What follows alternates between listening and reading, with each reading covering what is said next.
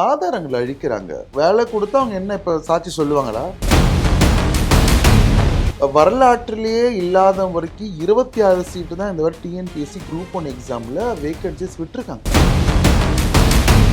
அவர் என்ன அமைச்சர்னே அவருக்கு தெரியாது. ஒரு டிஎன்பிஎஸ்சி எக்ஸாம் வந்து எழுதி அதுக்காக வந்து 20 லட்சம் ரூபாய் கொடுத்தீங்களே. டேஷ்ன்றாரு, நல்லா வந்துரும் வாயில. அப்பாவை பீரோக்குள்ள காணும். மீண்டும் மீண்டும் நீங்க அப்பாவை கை வச்சுட்டே இருக்கீங்க. ஃபாரின்ல போய் ஒளிஞ்சிட்டு இருக்கீங்க. நான் ஸ்டாலின் பத்தி சொல்லல, நானே உணர்வு மாண்புமிகு விஜய் பத்தி சொல்லல. அப்போ நானும் பேசிட்டு மாபெல்லாம்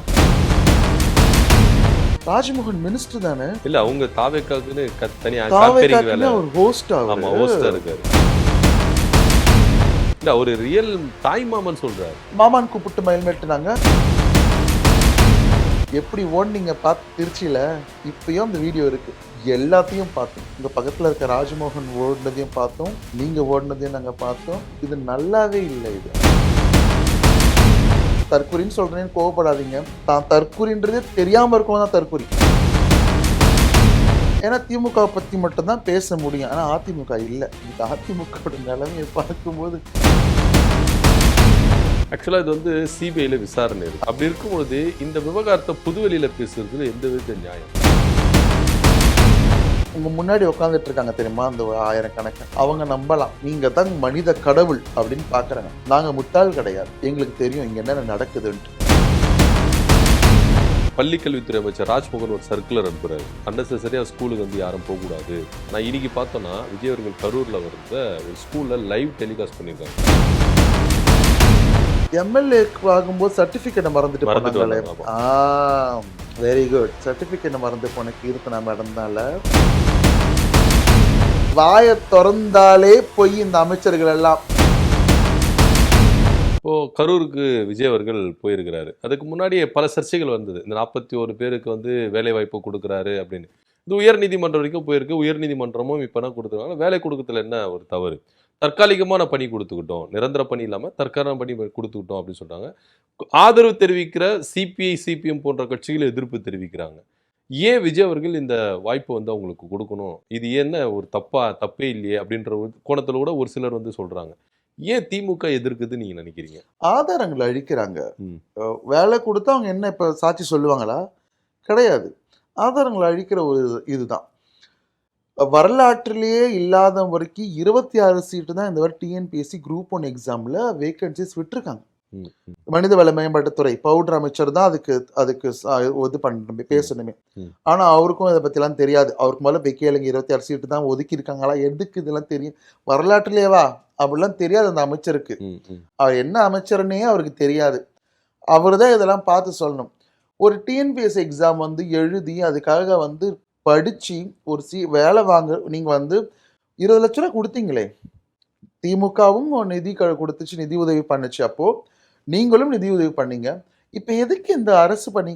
ஏங்க, அவங்களுக்கு நியாயம் கிடைக்கணும், அவங்களுக்கு கொடுக்கறதால எங்களுக்கு எந்த பிரச்சனையும் கிடையாது. ஆனா இந்த நேரத்துல எது கொடுக்குறீங்க? இடைத்தேர்தல் வருதுன்ட்டா. பாஸ்கர் வேற வந்துட்டாருங்க. அவர் வேற அங்க விஜய் பின்னாடியே வந்து முதலமைச்சர் பின்னாடியே நிக்கிறத பார்த்தா அதெல்லாம் பார்க்கும்போது எனக்கு அப்படியே மைண்டு போகுது. அம்மா பின்னாடி எப்படிலாம் இருந்த ஒரு ஆள் இன்னைக்கு இப்ப வந்து ஒரு நபர் பின்னாடி நிக்கிறீங்க அப்படின்ட்டு. அந்த சாட்சியங்களை அழிக்கிறதுக்காகவும் இதெல்லாம் ஒரு கண் துடைப்பு தான் இது உள்ள போறதுக்கு. நான் கூட இது என்ன பேசுவார்னு நினைச்சேன். கடைசியில் இடைத்தேர்தல் பத்தி பேசிட்டு வந்திருக்காரு. எஸ், அதுதான் கோர் பாயிண்ட். அதுக்காக தான் உள்ள போனது. இப்ப அவர் கண் துடைப்புங்க இதெல்லாம். அதாவது இடைத்தேர்தல் வரப்போகுது, அதில் வச்சு செஞ்சு விடுங்க. என்ன இது முதலமைச்சருக்கு ஒரு அழகா? இல்ல, இது அழகே கிடையாதுங்க. டேஷ்ன்றாரு, நல்லா வந்துரும் வாயில அப்படின்னாரு இல்லையா? இன்னைக்கு டேஷ்ன்றாரு. எனக்கு பை ப்ரொஃபஷனா சில வார்த்தைகள் நாங்கள் யூஸ் பண்ணக்கூடாது. அதுல டேஷ்ன்றது யூஸ் பண்ணக்கூடாது.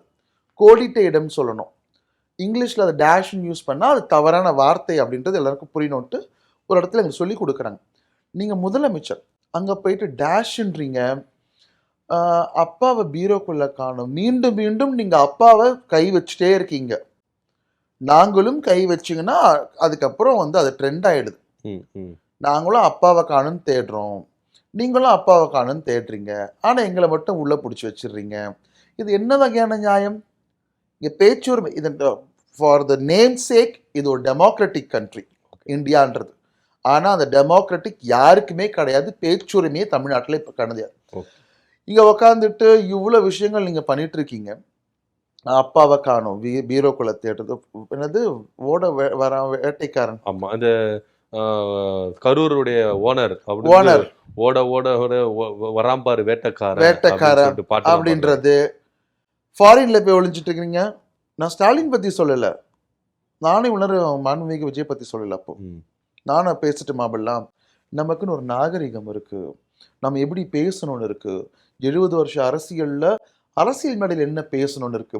இன்னமும் வந்து பெண்களுக்கு பாதுகாப்புனா என்ன கட்சி விசில், இது என்ன பிரச்சாரமா? நீங்க கரூருக்கு ஒரு முதலமைச்சரா போயிருக்கீங்க, இதுக்கு முன்னாடி தாவேகாவோட தலைவரா போனீங்க, இப்ப நீங்க வந்து ஒரு முதலமைச்சரா போனீங்க, இன்னும் பிரச்சாரம் பண்ணிட்டு இருக்கீங்க. இன்னும் தீய சக்தி, தீர்ந்து போன சக்தி இதெல்லாம் கிடையாதுங்க. நாங்க எப்பேற்பட்ட ஆளுமைகளை மேடைக்கு பார்த்தோங்க. எனக்கு இன்னொன்னு புரியல, அது என்ன மேடை வந்து மேடைக்கு மேலே இது ஒரு மேடையா? ஆமா. அவர் தனியா நிக்கிறாரு, எல்லாரும் மேல வராங்க. எனக்கு புரியல. அந்த ராஜ்மோகன் மினிஸ்டர் தானே? ஆமா. இல்ல அவங்க தாவேக்காக்குன்னு தனியா campaigning வேலை. தாவேக்காக்குன்னு அவர் ஹோஸ்டா? ஆமா, ஹோஸ்டா இருக்காரு. Super host. தமிழ்நாடு அரசுக்கு வந்தாதான் அவர் வந்து மினிஸ்டர். மினிஸ்டர் இல்ல, நான் சட்டசபையில ஒரு ஹோஸ்டா தான் பாக்குறேன். ஓ, அப்படிங்களா? அவரு அப்படி ஒரு பாராட்டு பாடி விஜய முதலமைச்சரை கூப்பிடுறதுக்கே ஒரு 2 நிமிஷம் ஆயிடுது. ம், ம். அவர் பேசுறாரு, இன்னும் பெண்கள் பாதுகாப்புன்றீங்க. எங்க பெண்கள் பாதுகாப்பு? சிங்கப்பெண் பாடலே ஒரு பெண்ணுக்கு பாலியல் தொல்லை கிடைச்சிருக்கு, எங்க பெண்கள் பாதுகாப்புன்றீங்க? எந்த உலகத்துலங்க வாழ்றீங்க? இல்ல அவரு ரியல் தாய் மாமன் சொல்றாரு. மாமான் கூப்பிட்டு மயில்மேட்டுனாங்க. இல்ல அதுக்கு இதுக்கப்புறம் நான் ஒரிஜினல் தாய் மாமே அப்படின்றாரு. அப்ப இனிமேல் நான் மாமான் கூப்பிடுறேன். நீங்க தானே சொன்னீங்க, அவர் தானே சொன்னாரு. அவர்தான் சொன்னாரு. நான் தாய் ரியல் மாமா. மாமா, நீங்க ரியல் மாமா நீங்களா? ம், மாமான் கூப்பிட்டுமா? ம்.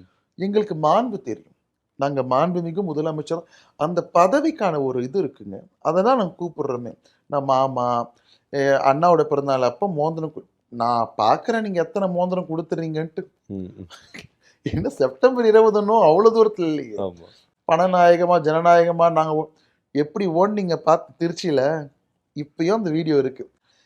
சோஷியல் மீடியா இவ்வளோ ஃபாஸ்ட்டாக இருக்கும்போது நீங்கள் இவ்வளோ பொய் சொல்கிறீங்களே. நாங்கள் இதெல்லாம் வந்து அப்போ அந்த காலத்தில் நீங்கள் இருந்தால் என்னென்ன சொல்லுவீங்க? ம், ம். நீங்கள் ஓடுனீங்க திருச்சியில், நீங்கள் வேணா இப்போ என்ன கரூர் ஃபேக்ட்ரி ஓனர் ஓடினாருன்னு சொல்கிறீங்க, நீ யார் ஓடினதுன்னு நாங்கள் பார்த்துட்ருக்கோம், அப்பா வீரகுள்ள இல்லைன்றீங்க.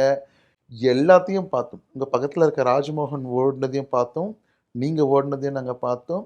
இது நல்லாவே இல்லை. இது அரசியல் பேசுங்க. என்ன நலத்திட்டங்கள் பண்ணுவீங்க, மக்களுக்கு என்ன பண்ணுவீங்க, என்ன நலத்திட்டங்கள் இது வரைக்கும் பண்ணோம். எல்என்டி சொன்னாரே, விவசாயிகளுக்கு அந்த இது இல்லை எல்என்டி கம்பெனி, ஆமா 8000 கோடி ஏதோ சம்திங் டிஆர்வி ராஜா கொண்டு வந்தது. ம், ம். ஸ்டாலின் முதலமைச்சர் மு.க. ஸ்டாலின் இருக்கும்போது டிஆர்வி ராஜா கொண்டு வந்தது. நீங்க முதலமைச்சரா இருக்கீங்க, நீங்க தான் சைன் பண்ணணும். ம். நீங்க இன்னும் கனவுலயே இருக்கீங்க அப்படின்றீங்க. ரியாலிட்டிக்கு வாங்க அப்படின்றாரு. ரியாலிட்டிக்கு வாங்க. நாங்க எப்பயும் ரியாலிட்டில தான் இருக்கோம். இல்ல அவர் சொல்றது என்னன்னா நான் தான் முதலமைச்சர், நீங்க தான் முதலமைச்சர். நீங்க முதலமைச்சர் மாதிரி என்ன போக கூடாதுன்னு தடை பண்றீங்க, ரியாலிட்டிக்கு வாங்க முடிச்சுக்கோங்க அப்படின்றாரு. எப்படிங்க என்னங்க தடை பண்ண, நீங்க போறதா போங்கல. அப்புறமா ஒன்று சொன்னாரு, சட்டசபையில கதவெல்லாம் கதவு ஒரே ஃபன்னா இருக்குங்க சட்டமன்றம் அப்படின்றாரு. அது ஃபன் கிடையாது. எந்த அளவுக்கு கொச்சப்படுத்துறாரு இந்த சட்டமன்றம்ன்றது ஃபன் கிடையாது. மக்களுடைய பிரச்சனைகளை பத்தி பேசுற ஒரு அது மன்றம். அது அந்த இடத்துல என்ன பேசணுமோ அதை பேசணும். ஆக்ஷன் பண்றது, சபாநாயகர்கிட்ட அதுக்கு முன்னாடி சொன்னாங்க இல்லையா, யாரையும் கேலி பண்ற மாதிரி எந்த ஆக்ஷனும் பண்ணக்கூடாதுன்னு சொன்னாங்க சட்டசபையில். நீங்க அதை கேட்டு பண்றீங்கன்னா ஃபன்னா இருக்கு, வைபா இருக்கு, பிளாஸ்டா இருக்கு. இதுதான் வந்து தாவேக்கா ஆட்களுக்கு தெரியும். இதெல்லாம் தியேட்டர்ல சொல்ல வேண்டிய விஷயம், தியேட்டர்ல சொல்ல வேண்டிய விஷயத்தெல்லாம் வந்து நீங்க சட்டமன்றம் உதயநிதி ஸ்டாலின் சொல்லி பாருங்க, ஒரு திரைப்படம் பார்த்த மாதிரி இருக்குதுன்ட்டு. ஆமா, அதுதான் ஃபர்ஸ்ட் ஷோ பார்த்த மாதிரி ஷூட்டிங் நடந்ததுன்னு சொல்லிட்டு அதுதான் இங்க நடக்குது. அதுக்கப்புறம் வந்து நாங்க வந்து பார்ட்டி ஃபண்ட், எந்த பார்ட்டின்னு சொல்லுங்க, நீங்க தான் சொல்லுங்க. இல்ல பதறாங்க ஓடுறாங்கன்னு சொன்னாங்க, நீங்க சொல்லுங்க பார்ட்டி, எந்த பார்ட்டி ஃபண்ட் நீங்க சொல்லுங்க. பார்ட்டி ஃபண்ட் எல்லாம் எடுத்தோம்னு வச்சுக்கோங்களேன், யார் யார் மாட்டுவாங்கன்னு தெரியும். அதை பத்தி எல்லாம் பேசிட்டு இருக்கீங்கன்னா, வெள்ளை அறிக்கை பத்தி பேசுறாரு. இன்னுமே வெள்ளை அறிக்கையை வச்சு மக்களை ஏமாத்திட்டு இருக்கீங்க.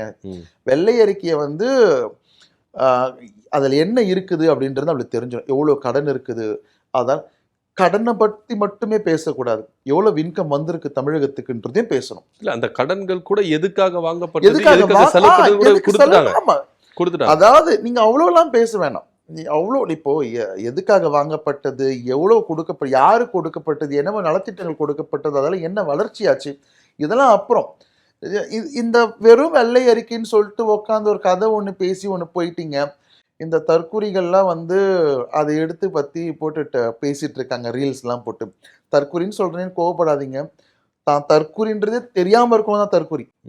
இது தப்புடா, இந்த வெள்ளை அறிக்கை தப்புடான்னு சொல்றவங்க தான் அவங்க தான் தற்குறியே. இல்ல அந்த வெள்ளரிக்கையில கூட திமுகவுக்கு இவங்க வந்து பாஸ் மார்க் தானே கொடுத்தாங்க. ஆ, எல்லா திட்டங்களை வந்து ரிஜெக்ட் பண்ண முடியாத ஒரு திட்டம் யாரும் வந்து தேவையில்லாம செலவு பண்ணல அப்படின்னு அப்படின்னு சொல்ல வெள்ளை அறிக்கை தானே. அவங்களே திமுக சர்டிபிகேட் கொடுத்தாங்க. சர்டிபிகேட் கொடுத்தாங்க. ஆனா இன்னைக்கு அவர் பேசுறாரு, எடுத்து எல்லாம் பெண்கள் எல்லாம் அந்த ஷால் எடுத்து சுத்துறாங்க. பார்க்கும்போது இல்ல திருந்த மாட்டீங்க. எனக்கு என்னன்னா ஒரே ஒரு விஷயம் தான், இன்னைக்கு எந்த ஒரு அசம்பாவிதம் நடந்துடக்கூடாது. நாம் அதுல ரொம்ப ஸ்ட்ராங்கா இருக்கணும். எந்த ஒரு அசம்பாவிதம் நடந்துடக்கூடாது. எது நீங்க நல்ல பாதுகாப்போட, ஏன்னா உங்ககிட்ட போலீஸ் இருக்கு, நீங்க பாதுகாப்போட இருப்பீங்க. ஓகே, அதெல்லாம் கரெக்டா நடந்துச்சு. என்ன நலத்திட்டங்கள் பண்ணுவீங்கன்னு சொல்லுங்க. அதை விட்டுட்டு இதை இன்னும் பேசாதீங்கன்ற மாதிரி தான் இருக்கு. இந்த கதவு மூடுறது அசம்பிளியில அதெல்லாம் பண்ணாதீங்க. நேரம் முடிஞ்சுட்டு தான் போனீங்க. சரி, ஓடுறாரு, உங்களை வச்சு ஓடுறாரு, நீங்க கேள்வி கேட்குறீங்க, ஓடுறாரு, பதில் சொல்ல முடியல. அப்படியே வெளியே வந்தீங்கன்னா ப்ரெஸ் இருக்கு, ப்ரெஸ்ஸுக்கு பதில் சொல்லுங்க. மாநாடுல போய் பேசிட்டு ப்ரெஸ்ஸுக்கு சொல்லினா ப்ரெஸ் கரூர்ல செய்தியாளர்கள்லாம் துரத்தி அடிச்சிருக்காங்க, உள்ள இருக்காதீங்க. எனக்கு அதான் அடுத்து வர ப்ரெஸ்ஸை பார்த்துருக்கலாம். இன்னைக்கு வந்து கரூர்ல வந்து புசியானந்த் கிட்ட சண்டை, நம்ம ப்ரெஸ் மீடியா ஆட்கள் எல்லாமே வெளியே போக சொல்லி. ஆனால் அந்த மீடியா தாங்க இன்னமும் காமிச்சிட்டே இருக்கீங்க.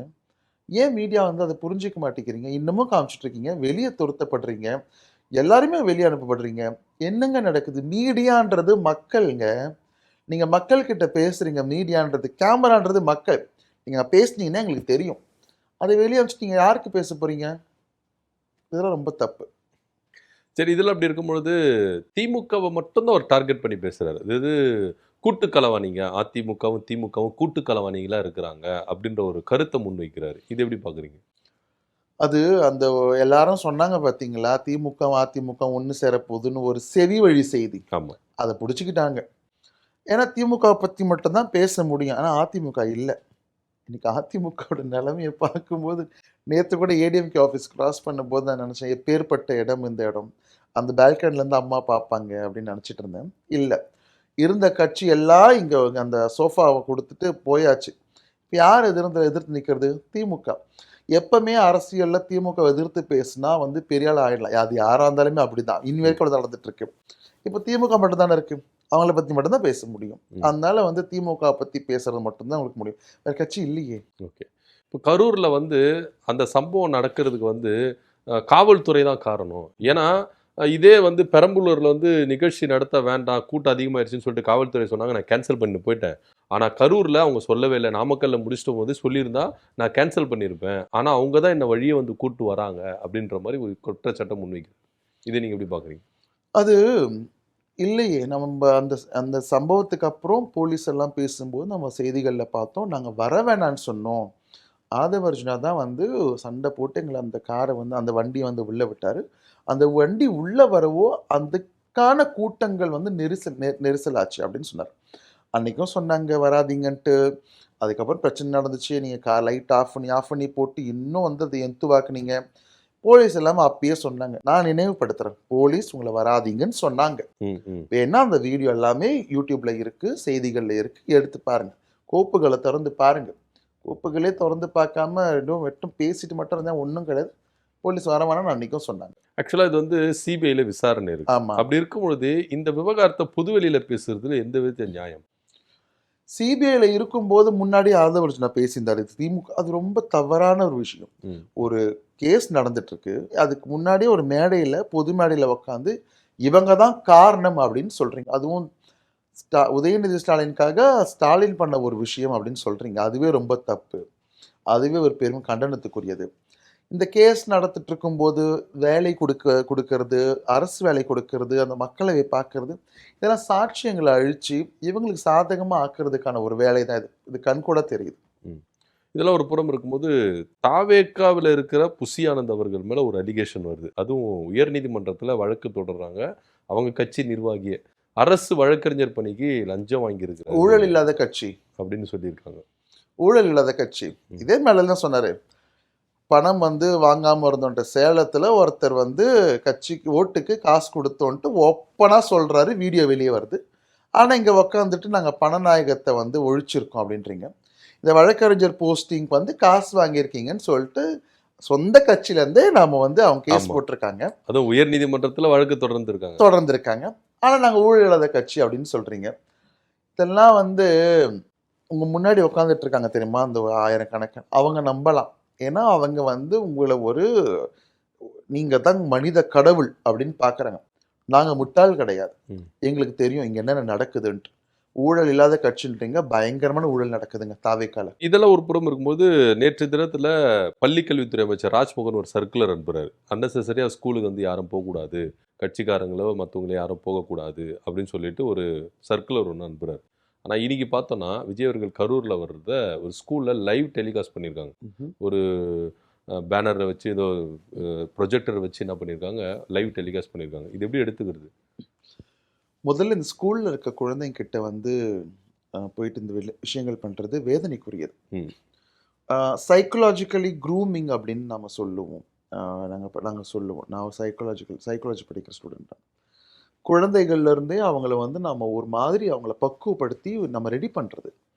பள்ளிக்கூடங்கள்ல விஜய் பத்தி பேசுறது, தாவேகா பத்தி பேசுறது, இதெல்லாம் வந்து அடுத்த தலைமுறையை இவங்க உருவாக்குறாங்க, அடுத்த ஓட்டு போடுறதுக்கு. ம், ம். இது பள்ளிகள்ல இருந்தே. இது பள்ளியில வந்து இது மாதிரி கொண்டு போய் சேர்க்கும்போது, அது குழந்தைகள வந்து நாம ஒரு மாரி அரசியல் படுத்துறோம். அது என்ன மாரி அரசியல் படுத்துறோம்னா, இப்ப என்ன "வாடி வாடி கைப்படாத செடின்னு" உள்ள பாட்டு போடுறது. படங்கள வச்சு ஒரு "யார் தெரியுமா?" அப்படின்னு சொல்லி தாவேக்காவ பத்தி பேசுறது. அதெல்லாம் ரொம்ப மோசமான ஒரு விஷயம். குழந்தைகளா வளங்க. 18 வயசு வரைக்கும் குழந்தைகள் தான். குழந்தைகள நீங்க ஓட்டு போடுறதுக்கு யூஸ் பண்ணது பெரும் தப்பு. ம், அதுவே ம். ஒரு கேஸா போட்டுருக்காங்க. அந்த குழந்தைகள வச்சே நீங்க இன்னும் மேனிபுலேட் பண்ணி, கிண்டர் ஜாய் வாங்குற மாரி அம்மா கிட்ட போய் அடம் பிடிங்கன்னு சொன்னது, இது எல்லாமே மோசமான ஒரு அரசியல் தான். இத பத்தி ஆனா அவங்களுக்கு பெற்றோர்களுக்கு தெரியல. ஏங்க என் குழந்தை வந்து இந்த ஒரு பாக்கியத்த வாங்கி குடுத்துருக்கான் அப்படின்னு பேசின கரூர் கரூர் மக்களுங்க. மக்கள். நம்ம இந்த மக்கள் நம்ம எப்படி புரிஞ்சுக்கிறதுன்னே தெரியல. அந்த அறிவு தான் நம்ம கிட்ட இருக்குதுன்னும்போது, நாமளும் எங்கேயோ தவறிட்டோமோ, ம். உங்கள அரசியல் படுத்துறதுக்குன்னு தோணுது. இந்த ஸ்கூல்ல போய் பண்றதெல்லாம் வந்து ஏத்துக்க முடியாத ஒரு விஷயம். அத ம். பண்ணாதீங்க. குழந்தைகளா வளருங்க. அ இந்த சர்க்கிள்லாம் வந்திருக்கு. நானும் அத பார்த்தேன். எத்தன நாள் கடைபிடிக்கிறாங்கன்னு பார்க்கலாம். அ நேத்து வந்துச்சு. இன்னைக்கு இன்னைக்கு கரூர்ல வந்து கரூர்ல சொல்லப்படுறாங்க. போட்டிருக்கீங்க. இது ம், எவ்வளவு வேதனையான விஷயம் தெரியுமா? ம். தப்பு. ரொம்ப தப்பு.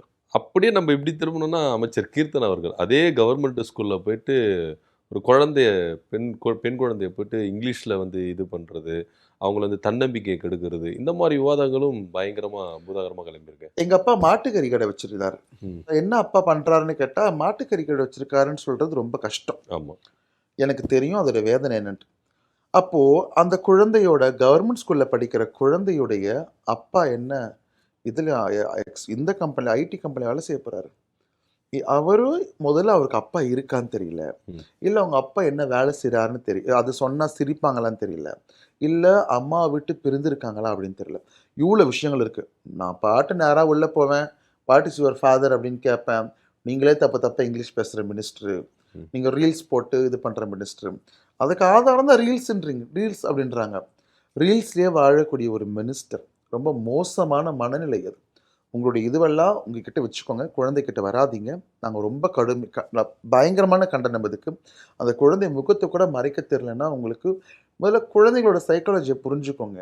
அந்த குழந்தையோட இதுவே உடைஞ்சிரும். இப்ப அந்த குழந்தை எத்தன பேர் என்ன பேசியிருப்பாங்க. கண்டிப்பா. அந்த குழந்தையோட மனநிலை எப்படி இருக்கும்? அது படிக்கணும்.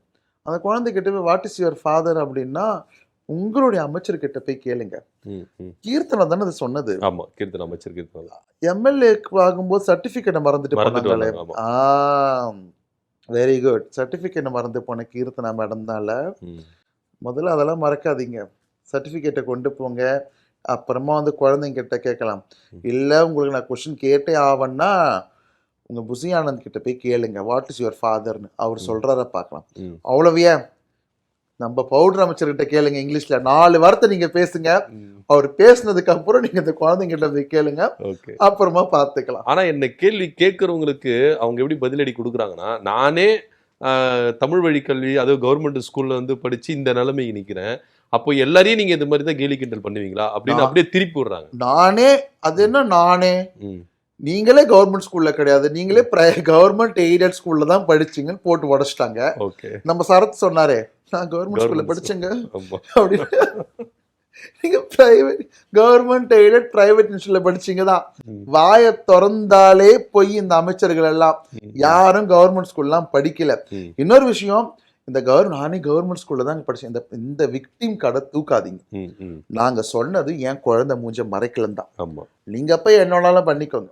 அந்த குழந்தை மூஞ்ச மறைச்சிட்டு போட வேண்டியதானே. குறைந்தபட்சம் ஒரு ஹியூமனிட்டி இருக்கணும் இல்லையா? கண்டிப்பா கண்டிப்பா. நீங்க பாட்டு போவீங்க, உடனே எல்லாம் மாட்டினதுக்கு அப்புறம் நானே கவர்மெண்ட் ஸ்கூல்ல தாங்க படிச்சேன். உங்களை யாரும் கேட்டிருந்தாங்க? அது கேட்கவே இல்லை. ம். குழந்தை முகத்தை மறைங்க, குறைந்தபட்சமான ஒரு இது இருக்கு. அந்த அக்கௌண்டபிலிட்டி எடுங்க. நம்மளுக்கு தான் அக்கௌண்டபிலிட்டியே எடுக்க ஆமா. தெரியாதே. எதுக்குமே நம்மளுக்கு அக்கௌண்டபிலிட்டி தெரியாது. அக்கௌண்டபிலிட்டி ஸ்பெல்லிங்கா தெரியுமா உங்களுக்கு? எந்த தப்பு பண்ணாலும் உடனே வந்து ஒரு கொடி தூக்கிறீங்க, விக்டிம் கண்டிப்பா. கார்டு. நோ. இல்ல முட்டு கொடுக்கற விதமா ராஜ்மோகனும் வராரு. என்ன வராருன்னா, அவங்க ஆய்வு பண்ணது தப்பு கிடையாது அப்படின்றாரு. இது மரபு தான். அதே போல அவங்க எடுக்கல, கூட போனவங்க வீடியோ எடுத்து போட்டிருக்காங்க அப்படின்றாங்க. அப்போ ஒரு அமைச்சர் ஆய்வு செய்யும்போது யார் வேணா போய் வீடியோ எடுத்துடலாமா? அப்ப ராஜ்மோகன் என்ன தக்காளி தொக்கா? ம். அவரு தானே அமைச்சரு, ஆமா. நீங்க தானே போனோம். கண்டிப்பா. நதியில வந்து நொறையா போய் நிக்குதுங்க. ம். அந்த நதி என்னன்னு போய் கேளுங்க. அமோனியா செஞ்சு அத்தனை பேர் செத்தாங்களே, ஆமா. அங்க போய் ஆய்வு பண்ணீங்களா நீங்க?